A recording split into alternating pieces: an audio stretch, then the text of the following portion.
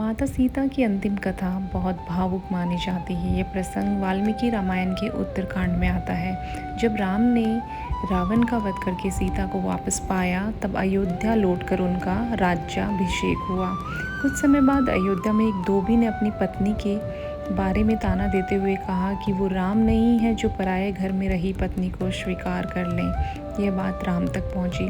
राम जानते थे कि सीता पवित्र है, वे पहले ही अग्नि परीक्षा दे चुकी थी, लेकिन राजा होने के कारण भगवान राम ने सोचा कि प्रजा के मन में संदेह नहीं रहना चाहिए। इसी कारण उन्होंने बहुत दुखी मन से माता सीता को वन भेजने का निर्णय लिया। उस समय माता सीता गर्भवती थी। लक्ष्मण उन्हें वन में छोड़ आए। वहाँ महर्षि वाल्मीकि के आश्रम में माता सीता ने शरण ली और उनके जुड़वा पुत्र लव और कुश हुए। वाल्मीकि ने दोनों बालकों को शिक्षा दी। उन्होंने युद्ध कला, वेद और रामायण का ज्ञान सीखा। कई वर्षों बाद राम ने अश्वमेध यज्ञ किया। यज्ञ का घोड़ा घूमते घूमते वाल्मीकि आश्रम के पास पहुंचा। लव और कुश ने उस घोड़े को रोक लिया और राम की सेना से युद्ध किया। बाद में पता चला कि वे राम के ही पुत्र हैं। फिर वाल्मीकि सीता और दोनों पुत्रों को सभा में लेकर गए। उन्होंने कहा कि सीता पूर्णतः पवित्र है, लेकिन सभा के सामने फिर से सीता की पवित्रता का प्रमाण मांगा गया।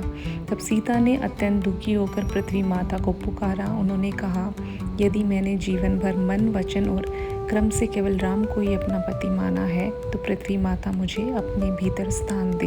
इतना कहते ही धरती फट गई। एक दिव्य सिंहासन प्रकट हुआ।